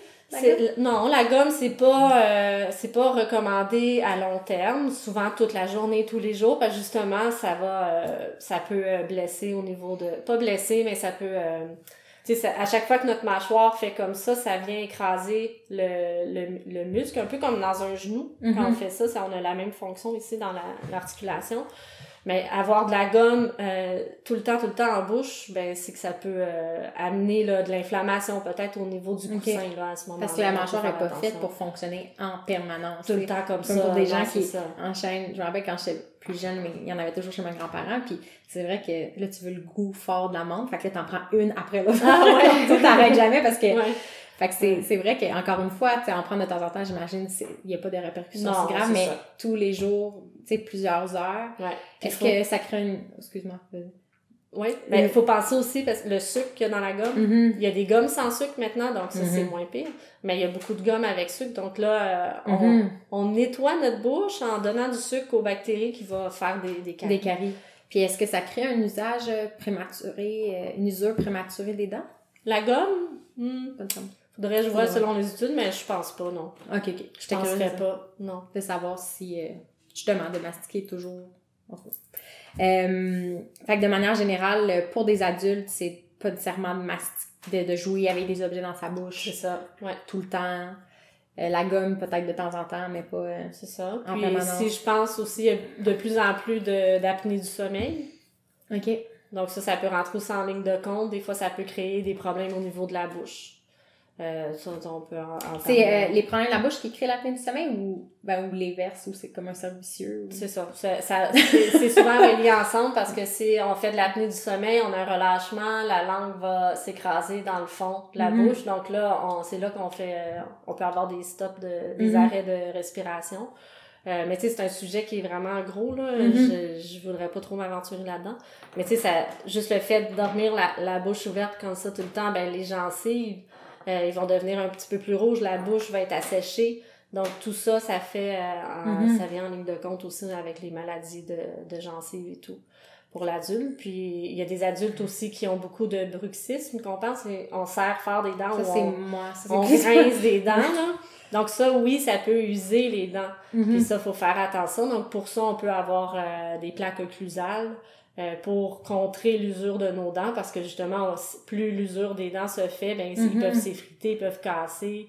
Ça peut devenir sensible. En termes de prévention, fait que c'est ça, on peut porter des appareils qui protègent les dents. Est-ce qu'il y a d'autres gestes qu'on peut poser pour comme éviter qu'il y ait justement un resserrement trop prononcé dans la mâchoire puis du grincement? Arrêter d'être stressé dans la vie. Ouais. Fait, je dirais, c'est les gens, les patients que j'ai pu voir, c'est souvent en période de stress qu'ils vont serrer fort les dents, puis la nuit et tout ça. Donc, c'est de prendre des habitudes de vie, d'avoir des moments pour lâcher la pression et tout, là. C'est sûr qu'il y en a que c'est vraiment un problème au niveau de l'articulation, mais là, c'est des traitements qu'il faut analyser avec le dentiste. Mais, ouais. Donc, un petit peu de temps libre, de yoga. J'avais vu un livre sur Amazon, je l'ai pas encore lu, mais c'était du yoga facelift, là. C'est comme de mouvement du visage. J'ai vu ça, ouais. Justement pour, j'imagine, stimuler le visage à pendant de temps. Il faudrait que j'imagine que c'est pas mauvais, là. Mais c'est ça, c'est assez cliché de dire, une des réponses souvent dans la vie, c'est qu'il faut réduire le stress. Mais je pense que des fois qu'on se rend pas compte à quel point on est tellement toujours stressé qu'il y a une tension musculaire qui se crée partout dans le corps, que ça peut effectivement avoir des répercussions. Est-ce que c'est habituel dans votre travail de prévention de parler de ces aspects-là, ou en général ça va pas jusque-là? C'est vraiment pendant le questionnaire médical, quand on rencontre notre patient à l'arrivée, puis le dépistage bucco-dentaire, c'est toutes des questions qu'on va poser. Les habitudes alimentaires, les habitudes, est-ce que vous grincez des dents? On veut voir, on regarde l'usure des dents aussi. Si c'est un nouveau patient, on sait pas son historique, mais de fois en fois aussi, on peut voir s'il y a évolution, puis là, suggérer peut-être une plaque occlusale la nuit. Fait que si on fait un peu un récap de souvent ce qui est recommandé, fait qu'il y a l'aspect, il y a le classique, comment on brosse les dents, on entretient nos dents, mais c'est qu'est-ce qu'on mange, comment, c'est notre posture, à l'éveil, qui influence comment on ouvre la mâchoire. Comme tu dis, toute l'arrivée des cellulaires, qui fait que notre menton est plus rentré. Ça change un peu le mouvement des épaules. Des fois, on va avoir plus la bouche ouverte. Fait que c'est de prendre l'habitude, si je comprends bien, de rester droit. Ouais, rester plus droit. Sceller les lèvres en semi-repos, là. Pas nécessairement les pincer. Ouais, c'est ça. La langue devrait être au repos. Un petit peu au palais. Sans pousser sur les dents. C'est ça. Créer une grosse pression. Éviter de mâcher des objets trop. Est-ce que il y avait un truc que j'avais vu pour brosser les dents, au lieu d'être une brosse, c'était des bâtons? Je sais pas si vous l'avez vu. C'est une méthode plus... C'était un type d'arme. Je pense que quand on le mâche, ça s'effiloche. Ah oui, puis ça fait longtemps. Puis ça, il y en a même au Pérou. Quand j'ai voyagé au Pérou, j'en ai vu. C'est des petits bâtons. Je pense pas que c'est du bambou. Peut-être. Je sais plus c'est quel produit, là. Ouais. Mais oui, effectivement, c'était une brosse à dents dans le temps, là. Donc, ils mastiquent, puis les fibres du bois vont s'ouvrir pour pouvoir frotter mécaniquement puis enlever... Oui, effectivement. J'en avais cherché. J'ai passé beaucoup de temps à essayer de trouver une brosse à dents qui était plus écologique. Oui. Donc là, c'était le bambou, mais il y avait aussi les têtes qui changent, juste enlever les poils, mettons, tu sais. Oui. Le frame reste toujours là, puis là, on change les petits poils. Puis là, le plus hippie, entre guillemets, que j'ai trouvé, c'était des bâtons naturels. Ouais. Puis je pense que la compagnie que j'avais trouvée importait pas au Canada, mais je me disais, on va l'essayer. Ben comme... oui. J'en ai eu une démo au collège, j'aurais pu porter pour te montrer. Mais je demanderai à si vous pouvez prendre des photos, mais... Fait que ça peut être... est-ce que vous le montrez en démo, mais est-ce que quelqu'un qui serait intéressé à faire ça, c'est-tu recommandé? Moi, je le recommanderais pas. C'est écolo. J'aime tout ce qui est écolo. Mais en fait, c'est parce que c'est pas adapté vraiment au contour des dents, des gencives et tout. Donc, les brosses à dents qu'on a aujourd'hui sont vraiment faites pour aller rejoindre le plus possible sous la gencive. Parce que c'est là que les bactéries se cachent. Puis le bâton comme ça, il peut pas aller nettoyer autant sous la gencive sans faire de dommages aux dents. OK, je comprends. C'est moins délicat. Fait que si on tourne à... ça serait quoi les signes précurseurs? Parce que, comme tu dis, tu peux pas diagnostiquer, mais ton envie dans la vie, c'est d'outiller les gens pour qu'ils soient conscients de leur propre santé, qu'ils se prennent en main et qu'ils développent des bonnes habitudes de vie. Fait que c'est quoi les signes précurseurs, tu sais, des petites alarmes avant que ça empire, là? Tu sais, avant que ça se rende à j'ai tellement mal aux dents qu'il faut que je prenne un congé de maladie, là. Ouais. C'est quoi les petits signes qu'il faut dire, tiens, non, faudrait que j'écoute ça, peut-être que je change mes habitudes? Mais des signes précurseurs, si tu parles d'une carie, admettons, c'est que tu pourras pas le sentir avant que ça soit rendu dans la deuxième couche de la dent. Parce que notre dent, elle a 3 couches. L'émail qui est blanche, en dessous, c'est la dentine qui est jaune. Puis à l'intérieur, tu as le cœur de la dent qui c'est la pulpe. Là, c'est les nerfs, donc. Aussitôt que ça a traversé l'émail, la partie blanche de la dent, puis que ça rentre dans la dentine, là, ça commence à faire un peu mal. Tu sais, tu peux avoir des petits... Donc là, vite, on se prend un rendez-vous, on se prend un rendez-vous pour aller la faire vérifier, faire diagnostiquer, puis s'il y a lieu de la réparer. Mais des fois, la douleur peut venir juste d'une sensation de douleur au niveau de la racine de la dent, chaud-froid. Donc, tu sais, c'est pour ça que je vous dis qu'il faut vraiment aller consulter un dentiste pour avoir l'examen, pour voir en bouche. Mais oui, une petite douleur comme ça, un saignement. Si on brosse, on crache puis on a du sang, ben là, c'est un petit signe peut-être que soit on est allé trop fort avec la brosse ou la soie qu'on a voulu décaper la veille du rendez-vous chez l'hygiéniste. Ou sinon, c'est un saignement qui continue à chaque jour, mais on a peut-être une petite gingivite d'installer sur la gencive est inflammée, elle est rouge. Donc, on peut regarder notre bouche dans le miroir. Est-ce que nos pointes de gencives entre les dents, est-ce qu'ils sont bien pointus ou sont gonflés rouges? C'est de l'inflammation. Ouais. Donc ça, c'est un signe. OK, il faut que je brosse mieux, il faut que je passe plus ma soie. Il y a la langue aussi. On tire la langue, on la regarde. Si elle est blanchâtre, il faut la nettoyer. C'est comme un tapis. La langue, là, c'est ça, là. Les bactéries s'en vont là, puis ils se cachent dans les petites papilles qui sont dans la langue. Donc, il faut la brosser, puis il y en a plusieurs qui savent pas ça, là. Non, effectivement. Ouais. Est-ce que... Non, on n'ira pas dans ton intimité. Est-ce que tu brosses la langue? Oui, j'ai réflexe. C'est plus parce que je me dis, ça procure un sentiment de fraîcheur. Ben oui. Mais c'est vrai que j'avais pas pensé que le volume, la langue est quand même grand. Fait que, si tu te brosses les dents, puis tu enlèves les bactéries, puis que tu la remets, puis il y a encore des bactéries, ben... C'est ça. C'est ça. Idéalement, il devrait, comme tu dis, si on coupe le sucre, si on a une certaine alimentation, ça évite le développement de certaines bactéries. Mais c'est vrai que si notre alimentation n'est pas adaptée, ben les bactéries sont là. Puis c'est ça. Puis il y a des bactéries qui sont mauvaises aussi, pas seulement pour la carie, mais qui va causer des maladies de gencives, parodontales qu'on appelle, qui va aller plus la gencive et l'os. Donc, c'est pas nécessairement juste pour la carie qu'on veut tout enlever ces bactéries-là non plus avec le sucre. Là. Fait que j'imagine que ça amène une certaine complexité, puis c'est peut-être pour ça que les gens, ça arrive souvent en état peut-être plus dramatique, parce qu'il y a pas de, comment dire, comme tu dis, la douleur arrive quand le problème est rendu grave. Fait que là, t'es comme, OK, une carie, mais tu le sens pas, tu vois pas les répercussions, puis tu dis, ça va être réparé, puis c'est désagréable peut-être des fois la journée que tu te le fais poser, puis après tu y penses même plus. Est-ce qu'il y a d'autres... mais j'ai l'impression que moi, j'aurais jamais pensé, mettons, si j'avais des douleurs au visage, qu'en design dentaire ou les dentistes pourraient me conseiller là-dessus. Mais oui. Fait que des gens qui auraient des tensions, des douleurs à la mâchoire. Oui, parce que tout est relié, hein. Il y a les nerfs qui passent partout. Si on regarde dans les joues ici, il y a plein de nerfs qui passent puis qui vont aller rechercher au niveau de nos dents, les racines et tout. Donc, tout ça, c'est relié. Donc, nous, quand on fait des dépistages bucco-dentaires, on a vraiment notre technique. Là, on va aller appuyer sur les sinus. On veut voir s'il y a de la douleur. Les sinus frontaux, les sinus maxillaires. On va aller voir les ganglions aussi pour aller cibler, voir s'il y a des masses qui sont pas supposées d'être là normalement. Dans la bouche, les muqueuses, on va tout regarder s'il y a des lésions plus rouges, plus blanchâtres qui peuvent suspecter un cancer ou quoi que ce soit. Puis, en collaboration avec le dentiste, ben là, on va pouvoir vraiment diagnostiquer s'il y a un problème autre. Donc, des fois, tu sais, c'est sûr que ça peut être simplement une sinusite, si c'est par rapport au sinus, mais ça peut venir par rapport à un abcès qui est à une dent ici, puis qu'on a donc mal.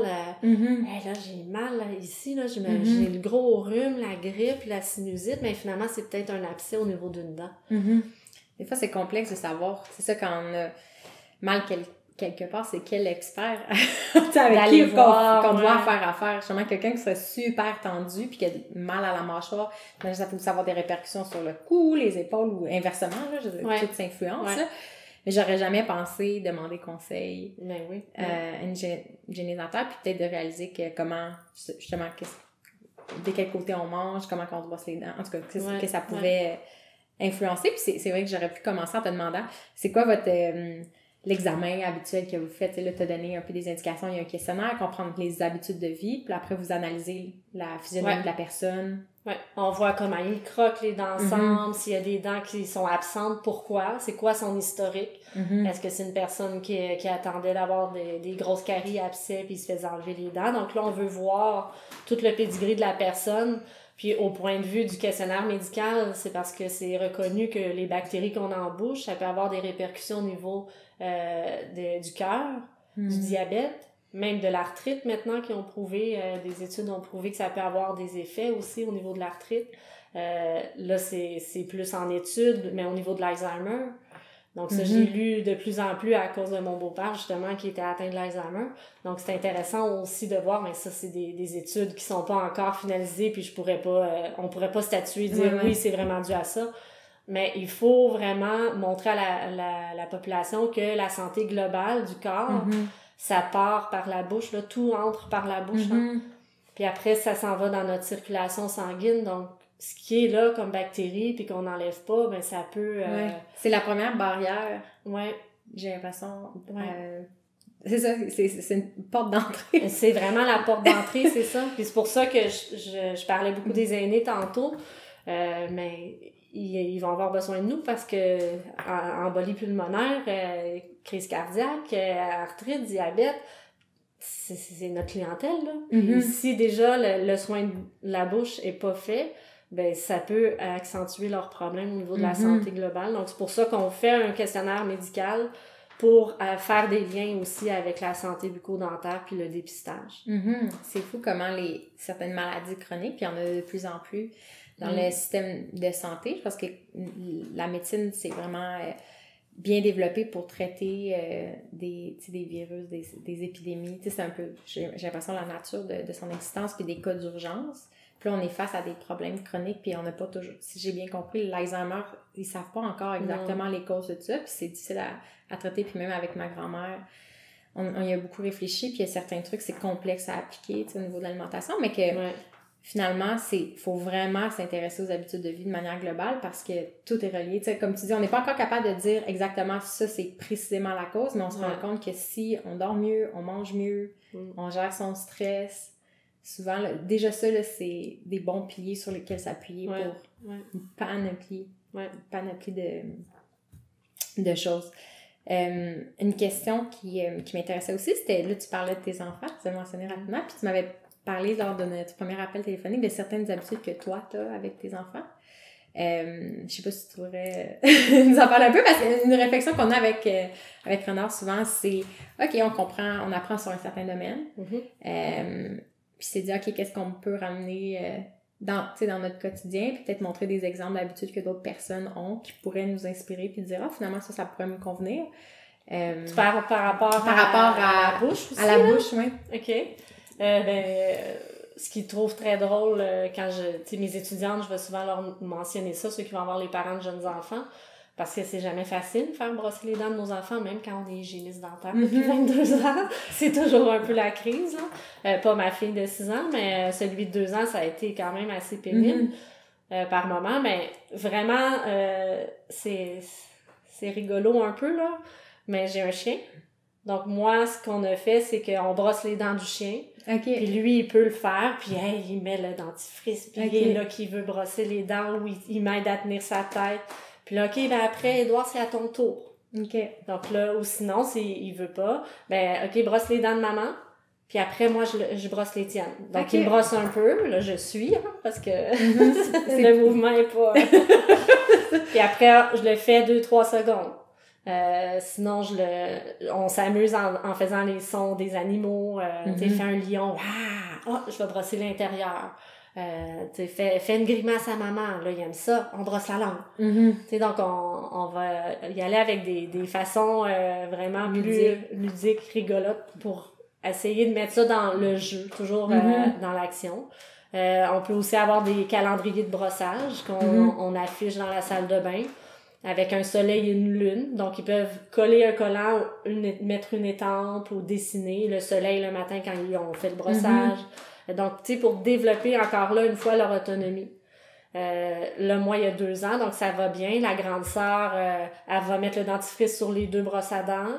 Donc, on est chanceuse, on a 2 lavabos. Donc là, ils ont chacun leur petit endroit. Puis là, OK, go, on se brosse les dents ensemble. Donc, moi, j'ai le temps de ranger la cuisine. Là, je les entends, ils se brossent les dents. Puis c'est sûr qu'à 2 ans, il faut une supervision d'un parent, mais moi, je veux développer son autonomie le plus possible, puis sa dextérité aussi. Donc, si c'est lui qui utilise la brosse à dents, ben il va être capable plus tard de tenir un crayon, de lasser ses souliers. Donc, tu sais, ça part tout de là. Si c'est toujours moi qui le fais parce que, OK, là, on n'a pas le temps, il faut partir à l'école, vite. Tu veux que ça soit bien fait. Puis... Ouais, puis je suis hygiéniste dentaire, c'est pas vrai qu'il va rester un microbe. Mais il pourra pas se pratiquer, il pourra pas développer son autonomie, développer sa dextérité. Fait que ça vient tout avec ça. Donc, on s'amuse beaucoup à travers ça. On met des chansons. OK, go, on brosse tout le temps de la chanson. Ou on invente des chansons sur les dents par rapport à une chanson qu'il aime, l'air d'une chanson qu'il aime, mais on va mettre des mots par rapport à la bouche puis aux dents. Donc, on fait ça un petit peu comme ça. Puis, je pense que tu me racontais aussi que si ils regardent la télévision, puis tu les vois, puis là, ils ont une mauvaise posture, puis ils ont la bouche ouverte. Tu vas faire, ça dresse. Le dos.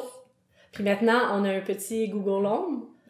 Donc là, moi puis mon copain, on peut s'amuser à dire « OK, Google, fermez la télé. » Quoi? Là, ils se sont redressés. OK. C'est comme... C'est ça, ils s'y attendent pas. Puis... Ouais, c'est ça. Donc, on les prend un petit peu par surprise.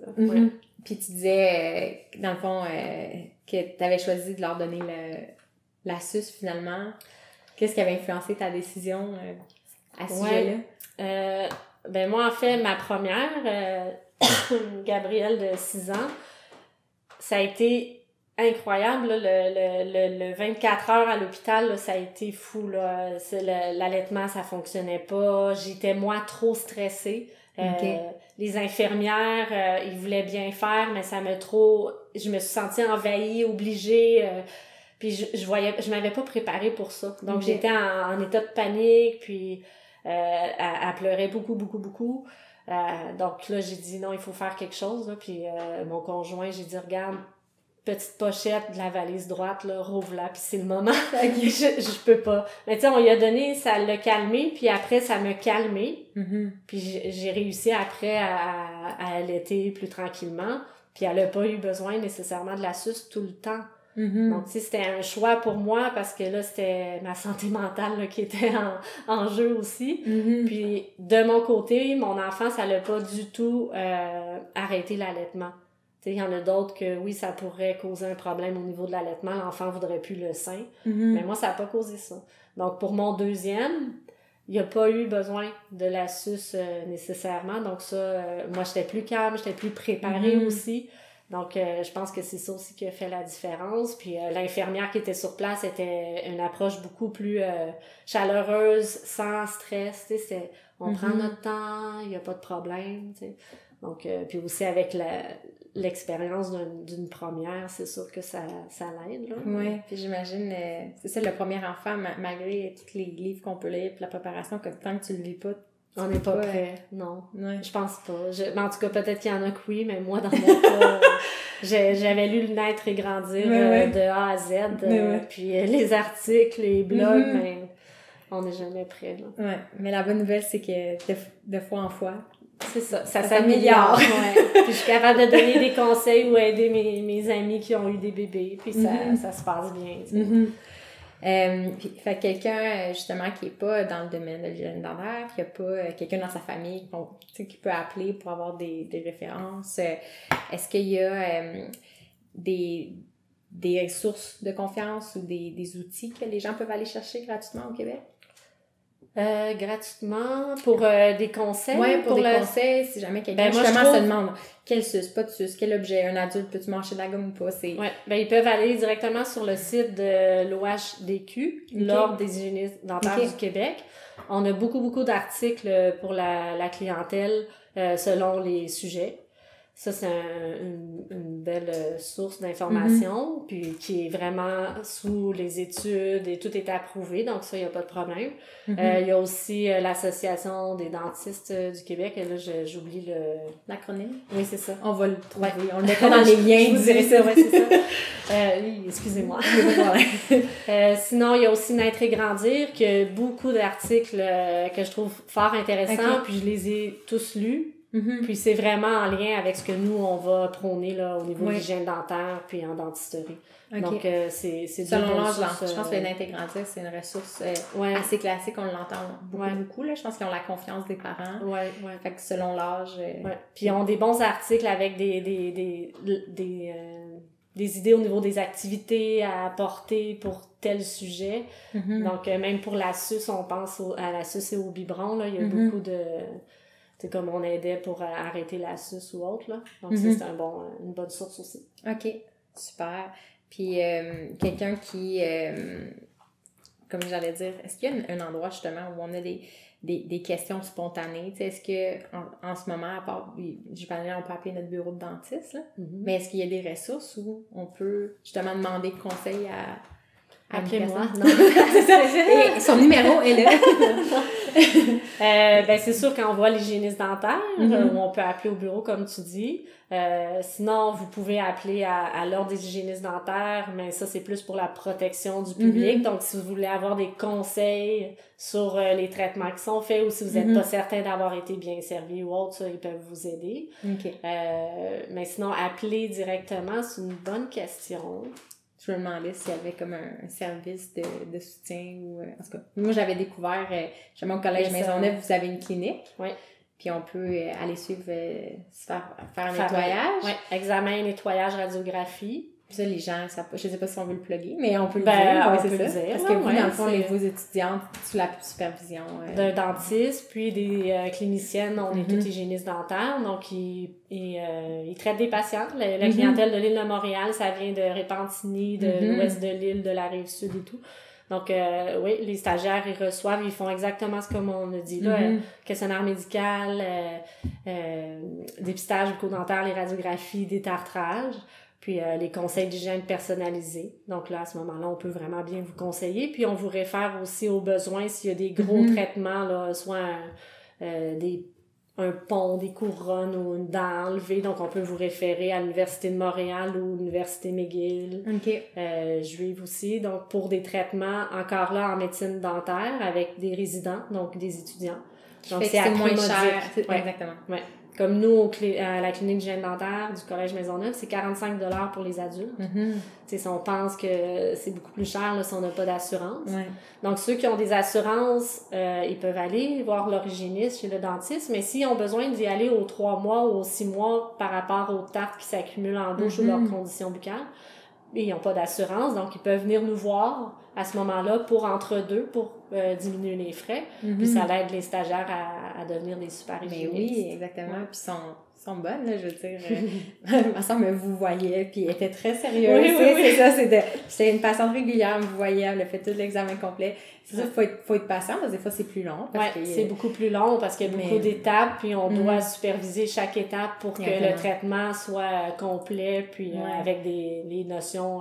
puis on voit qu'ils sont formés à éduquer les clients, parce que je me suis rendu compte que c'était plus long, oui, parce que c'est sûr, il faut qu'elle s'habitue, mais c'était aussi qu'elle m'expliquait beaucoup les choses. Elle m'expliquait, tes dents sont comme ci pour peut-être elle diagnostiquait pas, mais tu sais, elle me faisait remarquer certaines choses, puis j'ai trouvé ça très instructif. Mais c'est ça qu'on veut, les hygiénistes dentaires, on est là pour prévenir, donc on veut aller faire de la prévention, il faut savoir comment éduquer nos patients, pas juste enlever les dégâts sur les dents, c'est vraiment aller à la source, comme je disais tantôt. Oui, puis je pense que ce qui est intéressant pour la suite, tu disais, tu veux toujours améliorer les capacités de communication, justement, de tes étudiantes. Fait qu'on regardera si jamais vous faites des fois, je pense que vous faites des kiosques qui peuvent être ouverts au public. En tout cas, mais on serait vraiment content de relayer l'information si jamais il y a des activités, de collaborer avec les filles s'ils veulent venir aussi parler de leur découverte au podcast.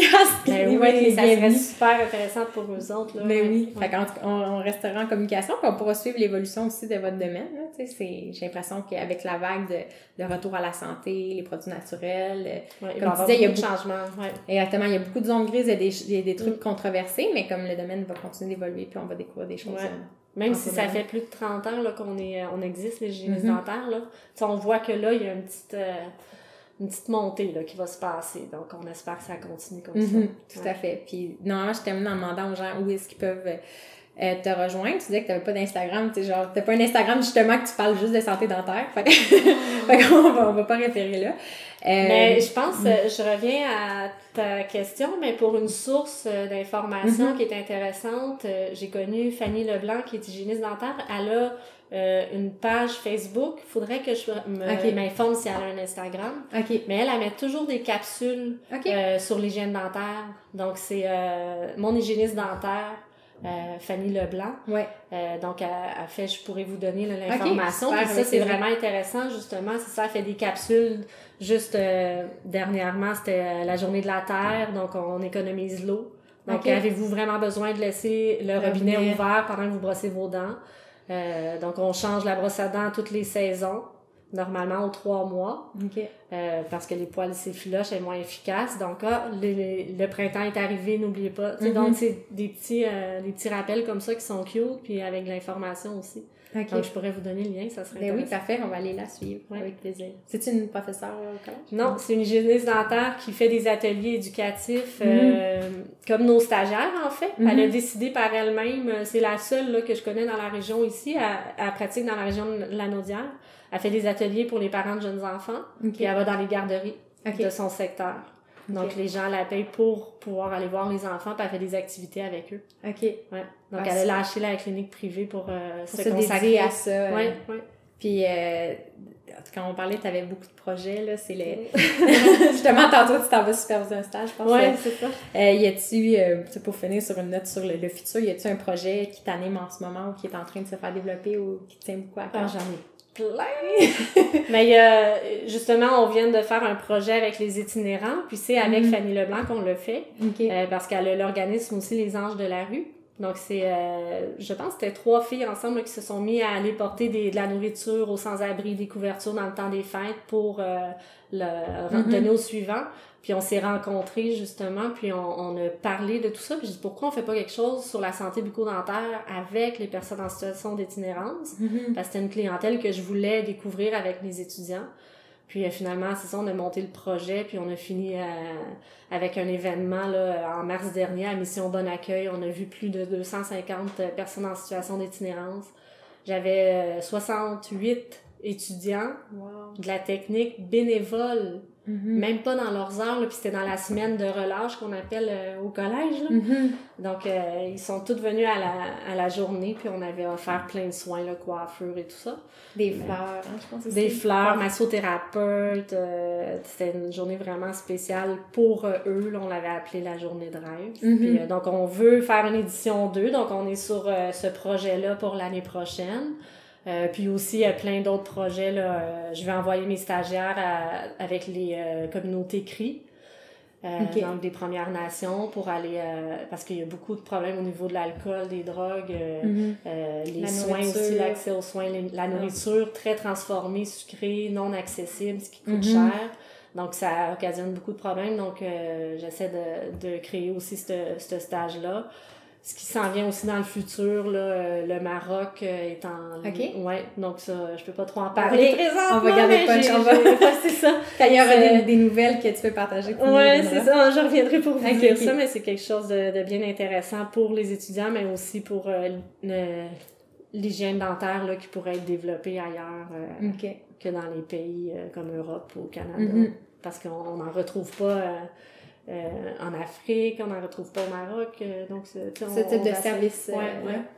Donc, ça, plein de projets comme ça. Ouais, je pense que c'est ça qui fait. Le premier appel, je pense qu'il a quand même été long parce qu'on se connaissait pas. Justement, non, c'est juste notre premier contact, c'était par téléphone. Puis on a jasé un bon moment parce qu'on rebondissait sur tout ça de sujets. Tu sais, on l'a pas mentionné, mais tu fais du vélo à l'année.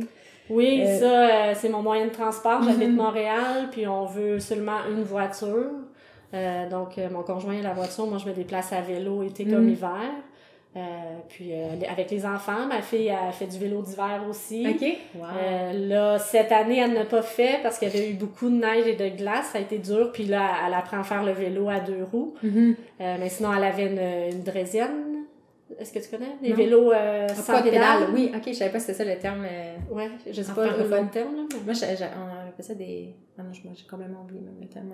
En tout cas, bon, elle a toujours eu son petit vélo comme ça, donc elle me suivait. Moi, je partais en vélo, elle mettait son casque d'hiver avec, on s'habille puis on s'en va, là. Là, Édouard, il fait la même chose, il s'assoit dans le banc de bébé. Donc, on part ensemble le matin, été comme hiver. Donc, ça les... Moi, je veux leur montrer que c'est important, l'activité physique, de bouger, de marcher. On a toujours été, moi et mon conjoint, des personnes qui aiment voyager, faire de la rando avec nos sacs à dos. Donc, on veut leur montrer ça à nos enfants dès aussi. Le plus jeune âge. On est tout le temps dehors, on essaie de sortir, puis moins de télé possible. C'est des petits privilèges, la télé, en fait. Oui, nous aussi, maintenant, c'est un moment de la semaine, il faut faire, OK, là, c'est une soirée cinéma. C'est pas toujours facile là, de résister. On n'a plus de télé, mais comme on a Netflix, c'est pas toujours facile de résister à ça. Puis j'avoue que moi, mon vendredi soir, je suis fatiguée de ma semaine, puis quand les enfants sont couchés, ben là, c'est une couple de séries, là, en ligne. Là. Mais non, c'est ça, c'est d'enrichir son quotidien avec... toutes sortes de moments, utiliser le transport actif, puis on parlait aussi toutes sortes du truc écologique. Ça, j'ai l'impression qu'on partageait ça. Fait que merci, c'était des belles discussions. Puis merci d'avoir accepté l'invitation, en fait, sans même me connaître, juste par le feeling au téléphone. Ça me fait plaisir. Merci à ta sœur, Suzy, de m'avoir parlé de ça. Mais c'est ça, aussitôt qu'on a eu un contact, je sais pas si c'était naturel. Là, ben, ça me tente. C'est comme d'aller prendre un verre avec une amie ou un café. Fait que ben oui, puis comme pour beaucoup de nos invités, on va suivre ce que tu fais. Puis si jamais tu as des nouvelles à partager et que tu aimerais qu'on le fasse, ça va nous faire plaisir de garder les gens au courant de tout ce qui se fait dans ton domaine. Bien sûr. Donc, merci encore. Merci.